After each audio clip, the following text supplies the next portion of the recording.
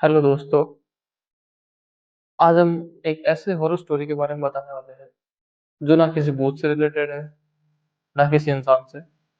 ये कहानी एक ऐसे पक्षी की है जो कई लोगों की मौत का कारण बना है। ये पक्षी हमें अक्सर दिन में नहीं दिखाई देता है। ये पक्षी हमें अक्सर रात में दिखाई देता है। कुत्ते की साइज का लग रहा है यार, देख तो सही।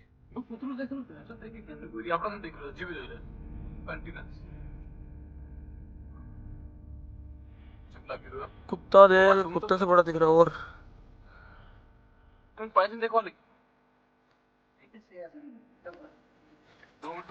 रुक, नहीं चल रहा, रुक।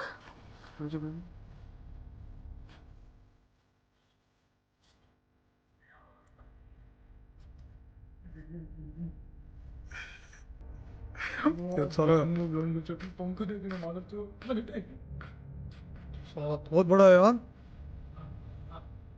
इस पक्षी का एक उदाहरण मैं आपके सामने आज पेश करने वाला हूँ। ये कहानी है विक्रम के पिता से। विक्रम के पिता शहर शहर जाकर खेल दिखाया करते थे। जिस शहर में वो खेल दिखाते थे उस शहर से थोड़ा दूर जंगलदार इलाकों में वह टेंट डाल के रहा।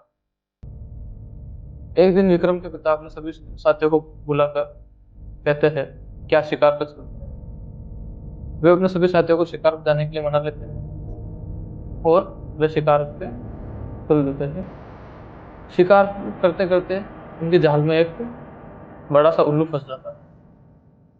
बड़ा सा उल्लू फंस जाता है। उनके सभी साथी आके जाल में देखते हैं इनकी जाल के अंदर क्या फंसा है।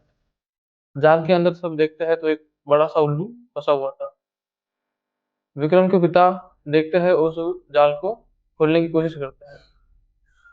विक्रम के पिता के छोटे भाई व बड़े भाई उसको बोलते हैं कि इस पक्षी को शापित माना जाता है और इसको जिंदा नहीं छोड़ा जाता। अगर अपने जाल में ही आया है तो इसे मार देना ही उचित होगा।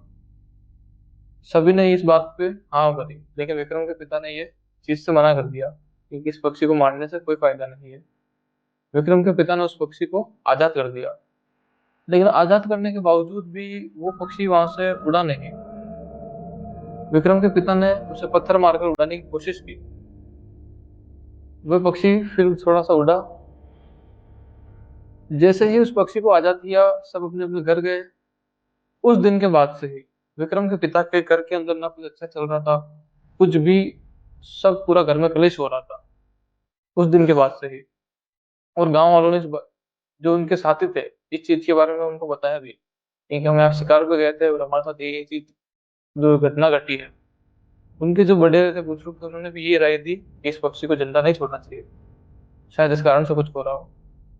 एक रात विक्रम के पिता अपने घर से लड़ाई करके घर से निकल लेते हैं। सुबह उनकी डेथ के बारे में पता चलता है कि उनका एक्सीडेंट हो गया और डेथ हो गई। फिर कई लोगों ने इस कहानियों को ऐसा दिखाया गया कि जो पत्थर विक्रम के पिता ने उस पक्षी पे मारा था वो पक्षी उस पत्थर को उठाकर किसी नदी में फेंक देता है। और माना जाता है जितना पत्थर वो नदी में घिसता है आदमी ही उतना घिसता है। वो पत्थर पे जितना वो उल्लू मंत्र बोलता है उतना ही आदमी मौत के करीब होता है। इस कहानी के माध्यम से मैं आपको ये बताना चाहता हूँ कि ये पक्षी कभी भी आपको ऐसी दुर्घटना या गंभीर हालत में दिखाई दे, अक्सर रात में दिखाई दे, ना तो इससे अपनी नजरें मिलाए ना इसकी मदद करे, इस पक्षी को अपने हाल में छोड़ दे।